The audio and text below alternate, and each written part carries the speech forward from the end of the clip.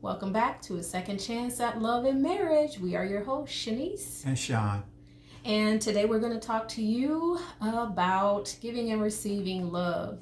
Now, usually we really don't get into the commercialization of these holidays, especially Valentine's Day.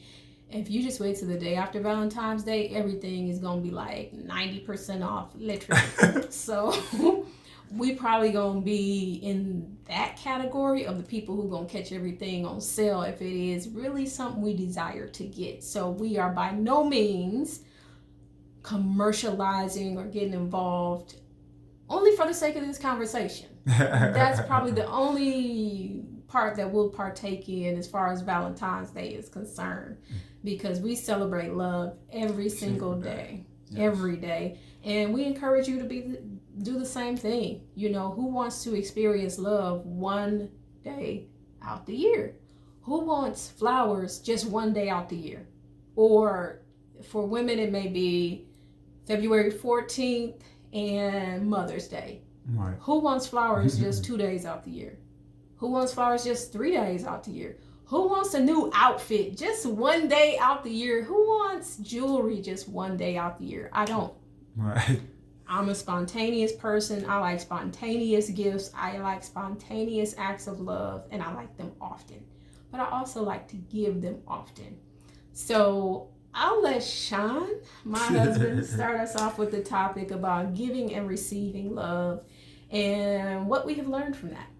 Okay. Yes. So the topic today will be love, but the giving of receiving and receiving of the love. You know, second chance at love and marriage. We have talked a lot about the marriage aspect, but we do want to give space today with the important topic of love. But we want to really hound in and just really focus on the giving and receiving part of love, because that's what really matters. You know, when your partner feel they are loved, when a partner feel that their expression of love is really received, then you know that person know that this love is true within a relationship. I know it's been hard for me at times to receive love because I've been hurt. You know, once we been hurt, we set up a wall so that we don't get hurt again.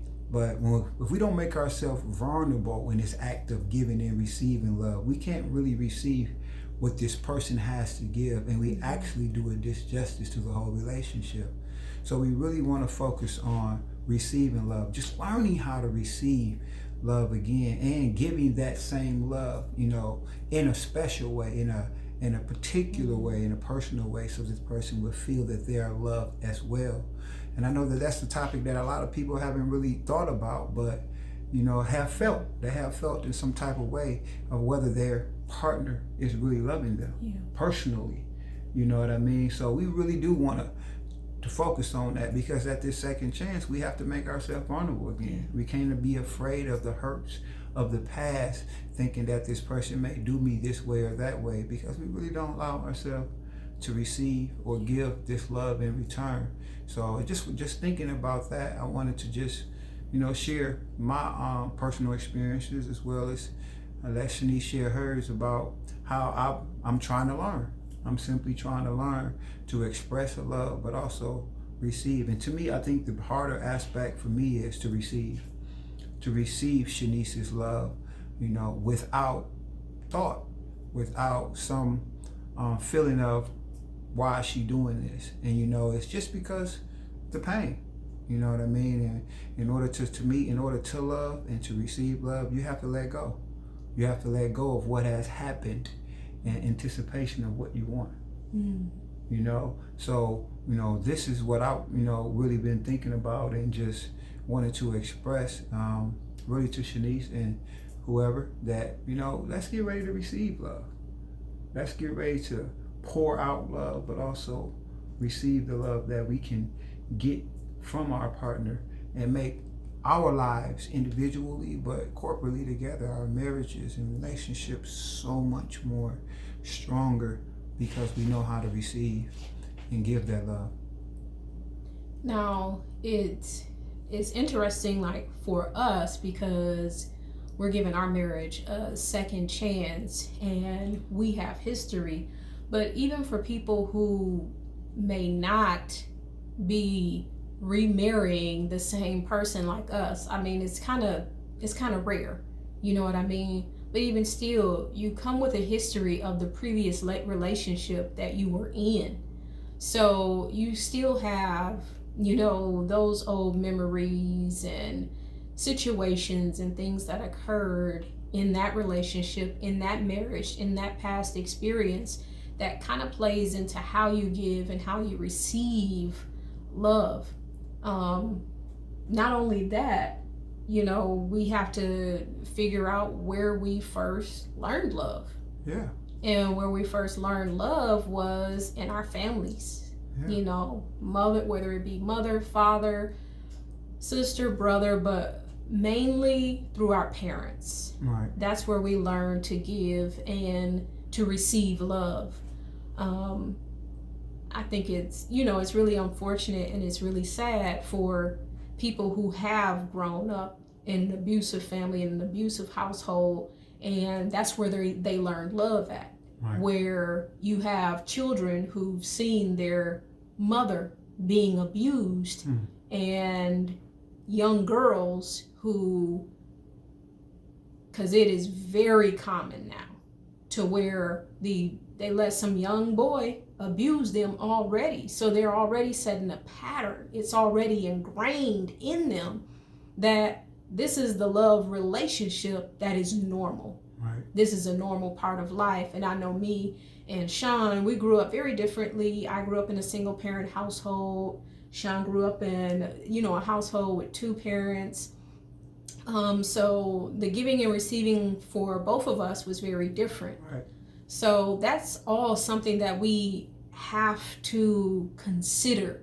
I think that's something that we all need to do some work with the person in the mirror. Right. And, to really make our relationships, just fruitful and abundant in love. Right. We really have to go back and do some reflection and do some inner work on ourselves and look at the person in the mirror and see, why do we have a hard time receiving? Because yes, we can trace it back to, the past relationship that we were in, or the past marriage that we were in. But sometimes, a lot of times, majority of the times, it goes back to a deeper root. It goes back to a deeper wound. Right. And those are all areas that we have to deal with. I know that Sean and I, we are both very strong, and we've always, at least over the last, 20 years, we've been very strong in the area of personal development. Right. And even still after getting married, that's when you really see this is an area that I really need to work on. For sure. No matter how much personal development that you've done, no matter how much you've evolved and blossomed, there's always, you're gonna continue to evolve. That's the beautiful thing about how God created us. We are ever changing and ever evolving, because that's just like technology. And my goodness, I know that we better than technology. So technology is changing by the moment.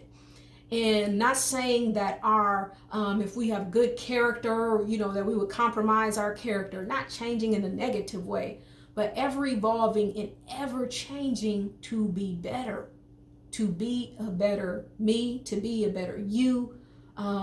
We have to continue to learn, to continue to evolve, and continue to grow. And that's one thing that marriage has caused us to do. So when it came down to the giving and receiving love, we had to do some more introspective work, and see, what were some of the roots that we had to reflect on, that we had to deal with, and see, well, why am I responding this way? Why am I having a hard time with this? Why am I struggling with this? And it was. And she talked about roots. One of the roots for me was definition. How do you define love?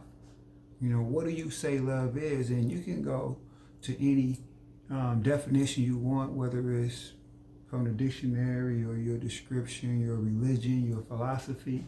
But how you define love will actually be the way you receive it and give it. You know what I mean? So I ask myself, how do I define love for me personally? Is it just an expression? Is it just an emotion? You know what I mean? But it's really a concept to me. It's a lifestyle. You know, so when I define love, I look at being able to express myself with no problems.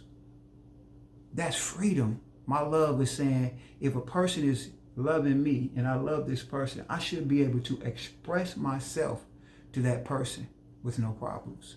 So I define love in an expression of what I have going on inside of me towards you in a relationship.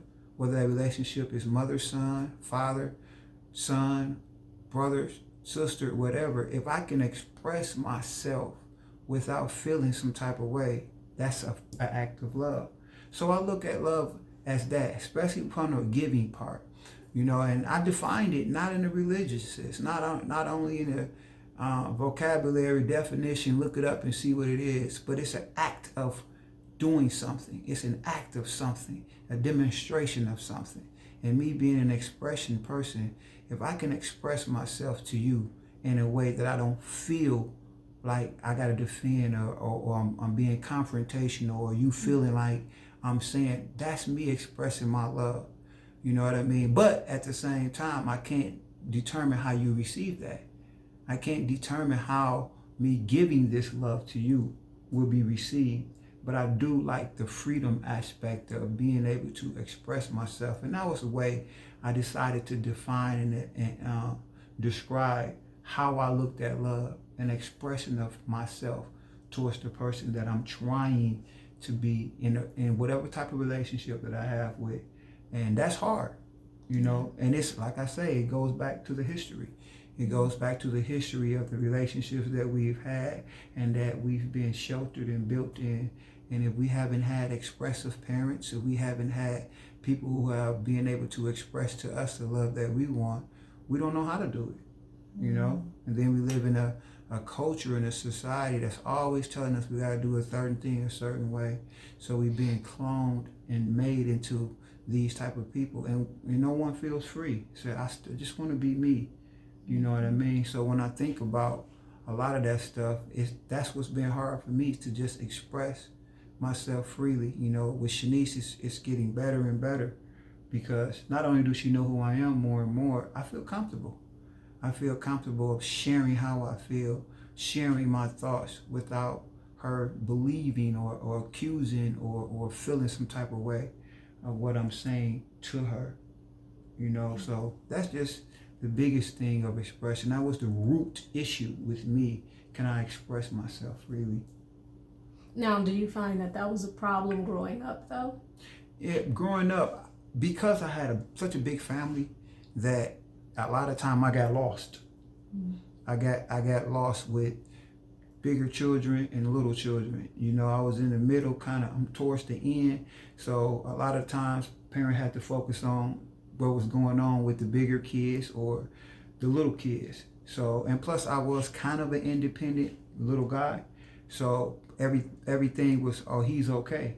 So I didn't really express myself a lot of times, you know what I mean? And because of that, I didn't get to really reveal myself. And then the more I got older, I became more of my own person. So I started to share my own thoughts in my head, and they never got out. You know what I mean? So I didn't know if anybody really cared about what I had to say anymore, because I never was able to express. And I don't think it was my parents or siblings' fault in the sense of they shut me up and they didn't want me to speak. It's just that I don't know how much I was encouraged. And plus I had a speech impediment. I stuttered. So you know how that is. You stutter and kids talk about you. So you don't feel like you wanted to share nothing because you don't want people to laugh at you. You know what I mean? But because of that, I became a person who didn't, allow himself to express himself freely. And you start thinking certain things about people because you don't get a chance to be who you are, So a lot of that did hurt me, and it came into a lot of my relationships. When me and Shanice first started to date, I used to always ask her a question: do you love me? You know, and she couldn't really answer that question for me. She could answer it and be true, but for me, she didn't know how to answer it because I didn't even really know what I was looking for, what answer I was looking for. But I wanted something and I didn't know. But today, I know I just want freedom. You know, in scriptures, you know, the Bible talks about where the spirit is, there's freedom. And I think God is love. Mm-hmm. So if you have freedom in your relationship to express your innermost thoughts and feelings, you feel like this person or that person. It's just for me personally, I would say, do love you because they don't judge you. What about you? No, that's interesting that you would say that, being that God is love. And this is a topic that we'll have to get into in the weeks to come as we explore more and talk more on the topic of love, that you have the freedom of expression. That's love, and without being judged. Right. But when you say God is love, a lot of people have not learned God that way. Right. That God allows us the freedom of expression. God allows us that without judgment. That's a thought for. That's a thought that we're gonna just put a pin in it. We're gonna bookmark that because we're gonna talk about that in the weeks to come. But yeah, I grew up in a single parent household. So for me, I think the one thing, and also grew up with my grandmother, but the one thing that I think love is, if we just go a little bit into the five love languages, which I never really researched or got into, but because Sean mentioned them a couple times, I know that, you know, I like acts of service. To me, you show love by probably because I've always been a single parent, you know, for years, and always took care of myself. One way that you show me love is that you look out, right? That you don't leave me hanging. So acts of service and safety. To me, safety is a thing. So and this is just these are my terms. So right. Safety is a big thing. I have to, which all women want to feel safe. I'm covered. I ain't got nothing to worry about. I feel safe. And yeah, so that's me. Yeah. In a nutshell. Yeah. She talked about, you know, she brought up the 5 love language, and, you know, like I say, that they're not exhaustive in saying that this is just the 5 ways to express love, but there are really some things that we can build on. And, you know, and Gary Chapman wrote a book, it was called The 5 Love Languages, and he mentioned these things, and they were words of affirmation, which I talked about. I need to express and be able to hear, you know, somebody else expressing of love. Shanice talked about acts of service. You know, sometimes, you know, it's true. Actions speak louder than words. So somebody can tell you that they love you, but if they're not doing certain things, you don't know if that love is really being felt and received on your behalf. Another one that Shanice is really into is touch. You know what I mean? You got to be present. You got to be able to show your affection sometime. And I know that sometimes when me and Shanice have difficult conversations or whatever, just to hug her, just to know, it goes back to her safety and security thing, just to let her know that she's not alone. You know what I mean? That I'm here, you know, and things of that nature. Another one was gift giving. You know what I mean? Some people like to just receive, you know, and all of these things are really acts of love. You know, when you give somebody something, you know, we get so caught up in presents and I just got to receive a present that we don't understand giving anymore in that sense. So that, and then there's just quality time. The last one was quality time, spending time with people. You know, I know especially for kids, that's a big thing.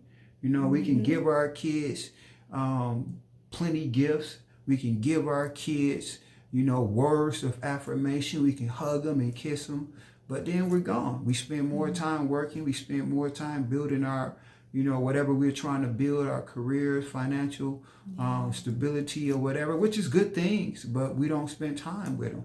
You know, and in relationships as well, you have to spend time with the person you in. Some people need more time than others. Yeah. So it's not about just your love language, wherever it is. And hopefully you can identify your own love language, because that's how you're going to express. And the problem going to be is you're going to want that back. Mm-hmm. But you have to also identify your spouse's love language, so that you can communicate to them on a personal level. If they need touch and you need words, give them a hug and let them tell you that they love you. Mm-hmm. And that way both person is receiving and giving the love that individually they need, but also their partner can use as well. And these are some things that you learn. Yeah.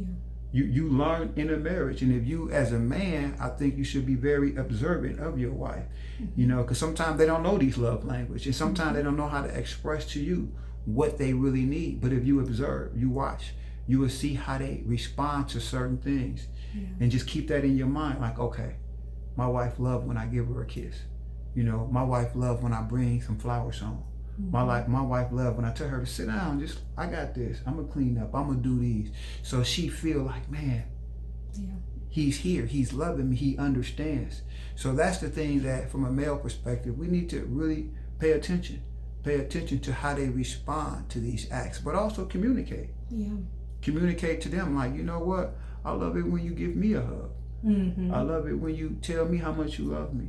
You know, I love it when I can come home and see a nice dinner on the table just because. You know, just communicating that. And communication is important when it comes to giving and receiving love, because we expect people sometimes to just know what we want. Yeah. And that is impossible. Okay. Mm-hmm. Nobody can see inside of your brain or your heart and look at your thoughts and try to read your emotions all the time. I'm very clear about what I want. For sure. And so that and I think, you know, that comes with maturity. Age does not equal maturity. Okay. I want to be very clear on that. For sure. Because I know people in their 40s, 50s, 60s, whatever. Communicate. Let people know how you feel. Don't nobody know that you're mad at them until you express it. Don't expect somebody to read your mind and know what to give you. Okay? Say what you want.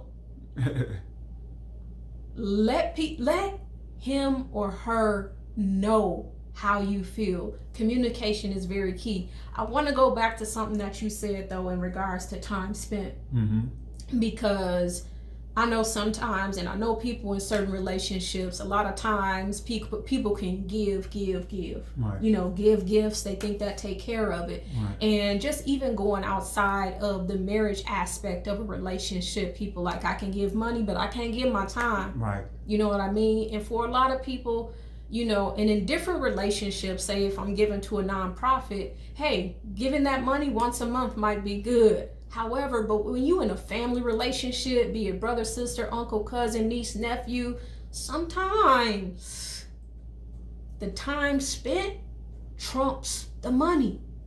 Because how do you want that person to remember you? How do you want your nieces, your nephews, your cousins, your auntie, uncle, whoever to remember you? They're going to remember the time that you spent with them. And they're going to most importantly remember how you made them feel. And you going to remember how they made you feel. Time spent, as I get more mature in my age, that says a lot more to me. Time spent says a lot more, because I've had, you know, people who claim to be friends in the same city, in the same state. I ain't seen them people in over a year. Right. I ain't seen them people in 2 years. Are we really friends? You know, it causes you to reevaluate things the more mature in age you get. Well, maybe we just acquaintances. You have to begin to redefine things, because the love looks like something. Right. You know, love is an action. Yep. And people have to be able to see that. But if people in your life are not able to see that from the relationship that you have with them, then you need to reassess some things. Yes. You need to reassess how you give and receive love. You need to reassess your definition. Ain't nothing wrong with reassessing things. Right. We're adults. Right. Ain't nothing wrong with reassessing things and say, well, you know what? I was wrong about that.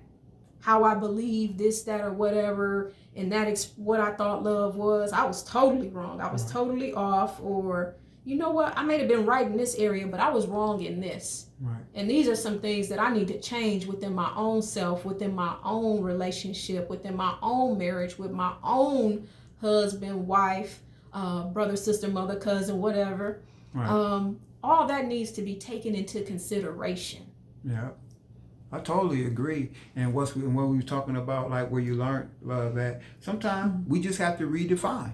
Yeah. You know, like she was saying, reassess it. It's not to say that your family and your history can't change. Yeah.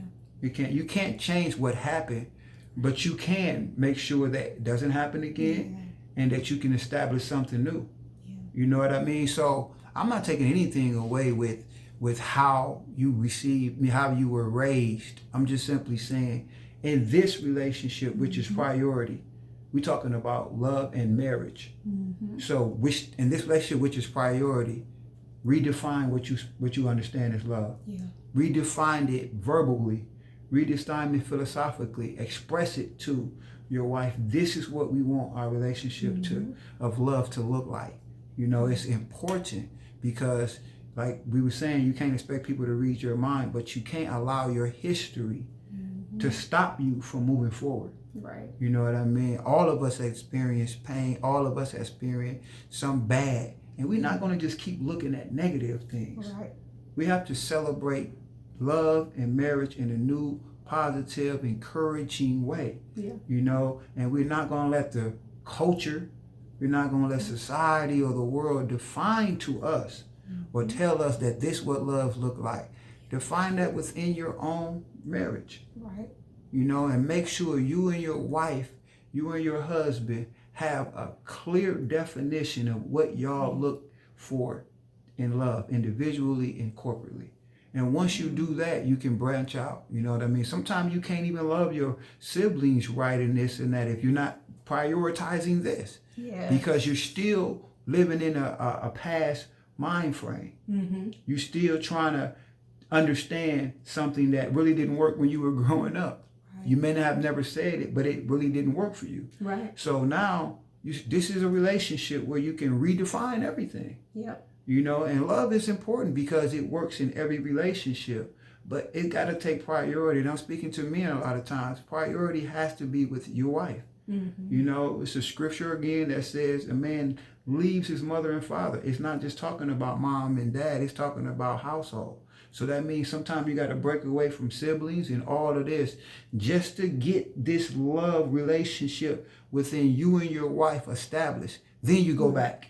Right.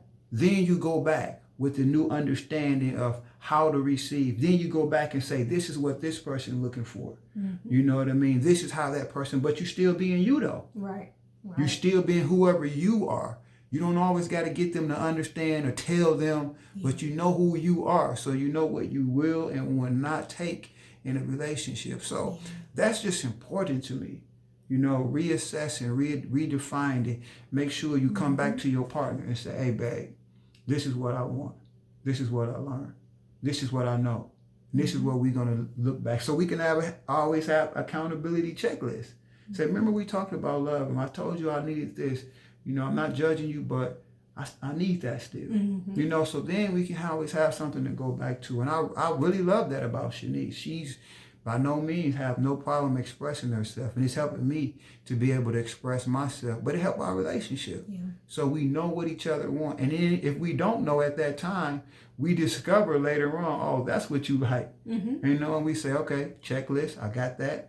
Now I know this is what she needs or vice versa, this is what I need. So that's just something we wanted to talk about at least today. And stay tuned. We got more because this concept is not just a month concept, but we're going to give it, you know, the just due that it needs. Yeah. And it's, you know, going to give you enough to absorb, think about, but also talk about other things because marriage can work. Yeah. regardless of what society say, it can work, but we have to build on certain building blocks, and love is really, really key. Yeah. You know, we're going to get more into that in the coming weeks, but we thank you for your time. Thank you for listening to us. And two, one of the things that, just going back to safety, because I was a single parent, and because that's something that, that I valued a lot, going back to safety and just even where I am today, and providing, I provided a safe, peaceful environment for my sons to live in, to where they don't have to feel like they're going to be harmed, hurt, or in any kind of, danger. They don't have to worry about somebody coming in their room in the middle of the night or any of that. Not that that was my experience, but at the same time, safety. And what I provide even now as an adult, as a woman who, we empty nesters. So I provide a house of peace and of safety. I make sure the environment is conducive to peace, for peace. We're both very creative people. And I think that's very important that we all tap into our creativity. And I think when you have a household where there is no peace, it's very difficult for for a child or for anybody to mentally be able to thrive in. True. So I just wanted to mention that as we were talking, because that was one point that I forgot to bring up and to make. But I think as women, we all want that. We pretty much are the thermostat in the household, that we create the environment that's in our homes. Yeah. So. Yeah, that's true. That's true. Love can only flourish in an environment that is conducive to that love. So let's make sure we set the tone. Let's make sure that what we are creating atmospherically is good enough so that it can grow and it can cultivate into something that we can truly look it back and say, man, that's what I need. So set the tone.